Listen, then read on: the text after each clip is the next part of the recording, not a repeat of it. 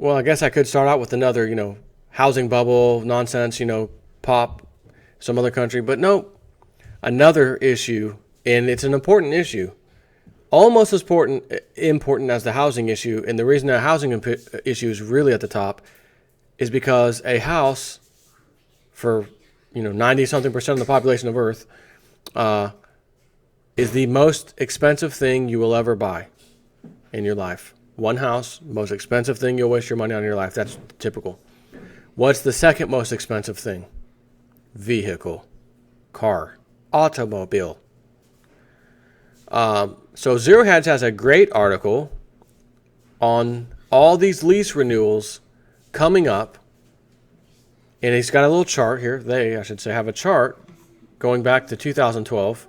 And I'm assuming if it was before that, it would go even lower because it starts off lower, gets a little higher. Every year keeps getting higher and higher and higher. And this is simply the off-lease surge chart.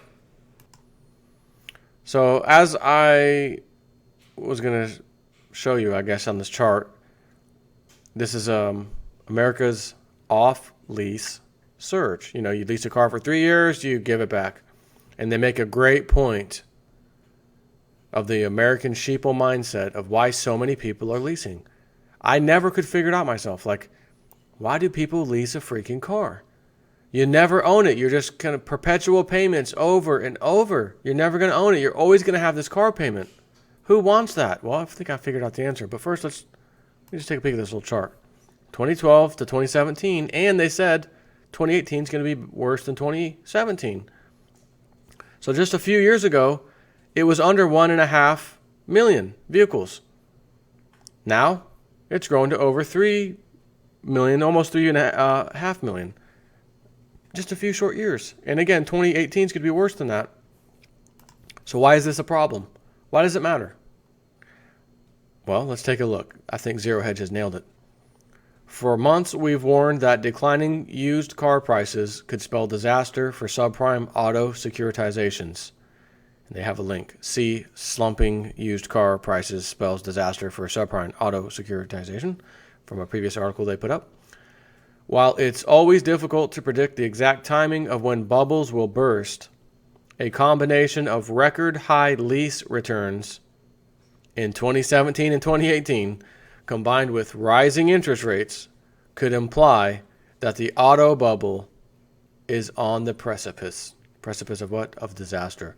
So imagine, as the housing crisis is, all-time high, again, new highs like 2006 for housing, and they're starting to raise the rates, which means what?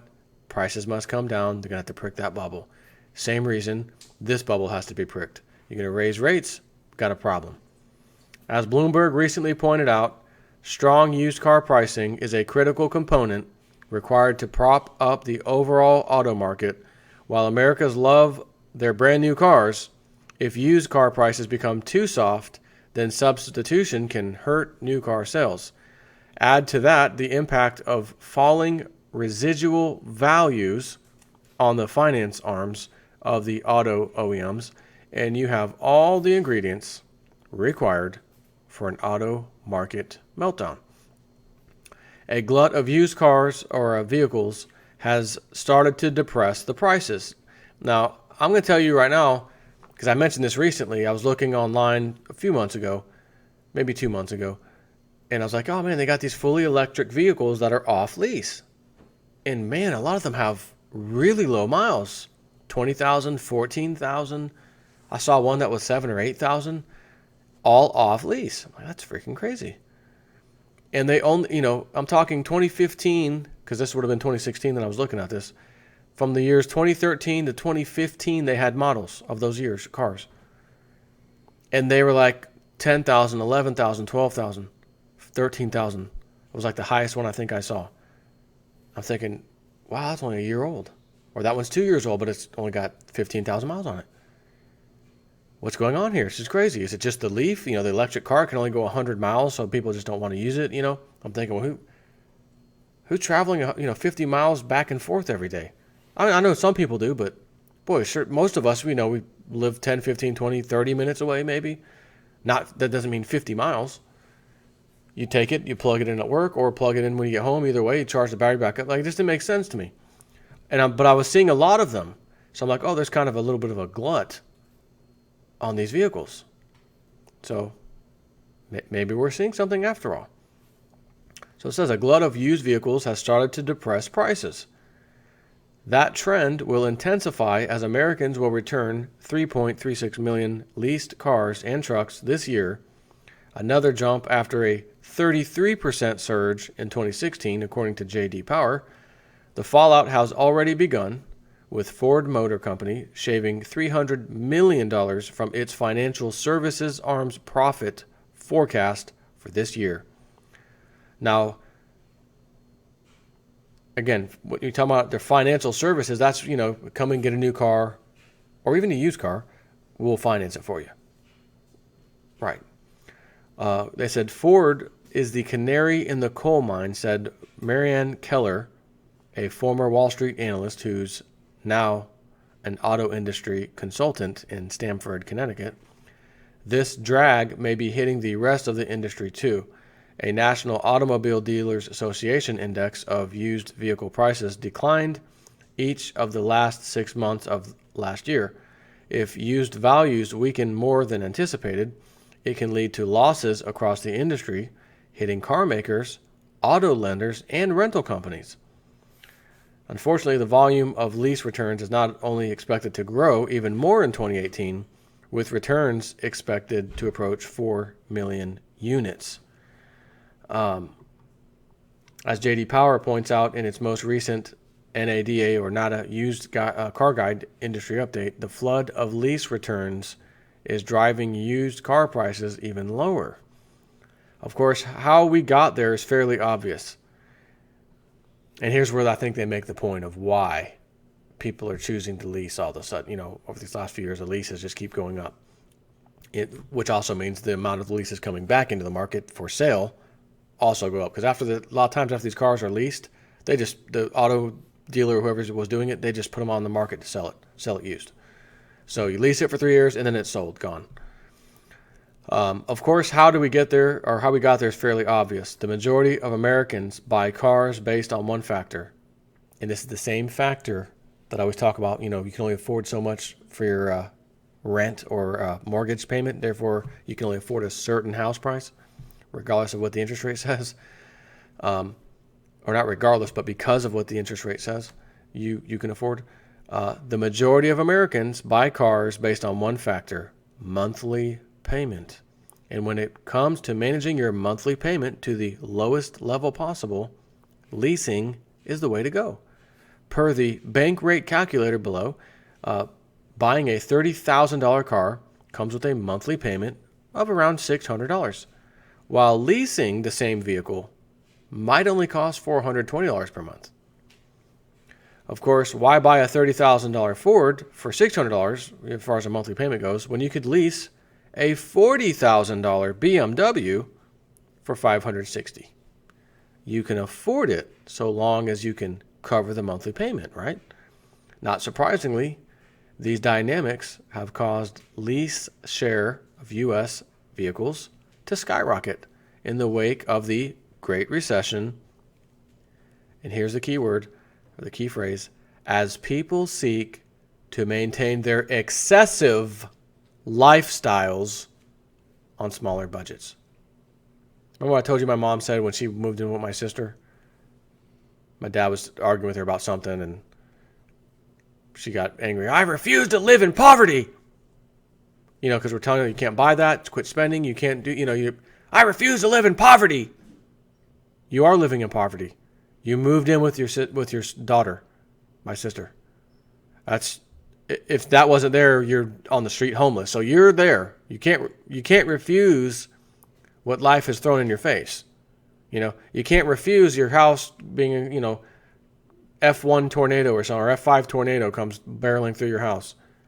I refuse to be barreled over. You can refuse all you want. It's coming. You can refuse to die from getting hit by a freight train. I suggest you don't stand there and say that, because you're going to die if you get hit in a freight train. Follow me? What do we have as a problem in America? It's my lifestyle and I need it now. JG Wentworth can't help you on that one. It's my lifestyle, and I want to maintain it now. Little economic shock happened a few years ago, and your bank account says you can't. I refuse to live in poverty. I'll just lease a car. Make me feel good. Okay, well, apparently that's what everyone was doing. Of course, the problem is that leased vehicles get returned to the originating lenders every 3 years for brand new leases. We wouldn't want anyone driving around in a 3 to 5 year old clunker now, would we? But as we all know, vehicles have useful lives of between 15 to 20 years usually. Therefore, it doesn't take too many excessive lease cycles to flood the market with used supply and bring the whole Ponzi scheme crashing down. Now, I don't know if I'd call it a Ponzi scheme, but I get the point they're trying to make. You're going to have a buyer's market for used cars. Now it makes sense to me. While this fully electric Nissan Leaf can be had for let me tell you something. I saw one on eBay very recently, like as in 2 weeks ago. Silver in color. I was like, oh, it's the Orlando guys again. That's why I keep seeing these things in Craigslist, Orlando. They put one on eBay. I think they had a reserve, but it was up to like, I think if it would have hit like $8,000 or something, it would have sold, if I recall. But it was like just under that. I'm thinking, wow, and it was only a couple years old, really low miles, great condition car. Nothing wrong with it, really good taken care of. Didn't sell. Well, I guess there's a lot of competition out there.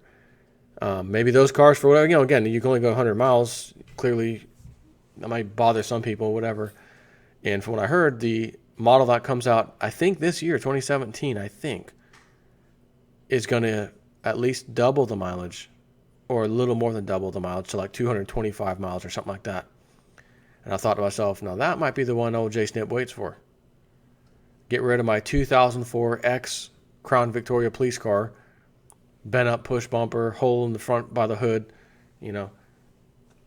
Could I go buy a new, nicer car? Absolutely. Could I buy a $600 a month car right now? Honestly, I probably could. I know I could. But it would probably make me sick. Like literally, it would make me sick to my stomach having to have that payment. My wife already has a van. Real nice van. She absolutely loves the van. Loves it. I just can't see myself going out. Oh, honey, yours is $400 something. My payment's $600. We can afford both. Don't worry about it. Don't sweat it. Who cares if you can afford it? Doesn't mean go and do it. Most people, as I say, are one bad check, one missing check away from or what is that saying? Not the missing check. One bad day away from financial ruin, or essentially one paycheck. You could say that too. You miss one paycheck and you're finished. You're already scraping by. You're already behind on your credit card. You're behind on this. And again, I'll see people that are struggling, and they both parents have cars they're making payments on, nicer, decent cars, like way more decent than what I'm driving, way more. It's like, but you can't afford that. Why don't you get for the amount you bought both those cars for? Why don't you cut that in half and buy two cars, so that both of your payments would be half, which would mean essentially what you're paying now is half of it's gone. You could get a pretty nice car, as a matter of fact. No, we gotta have that. Again, the excessive lifestyles that we have that we don't. Oh, it's not excessive. It's normal. No, we're pretty excessive over here. When they say we use 25% of the world's resources in this country, I think that pretty much defines the word excessive lifestyle in and of itself, if you don't mind me saying so. So housing bubble about to be pricked, kind of is pricking in many places, not fully yet, but that's coming. Auto market industry, big trouble. They're flooding the market with all these used cars, etc. So doesn't look like a recovery to me, if I don't mind saying so. Take care.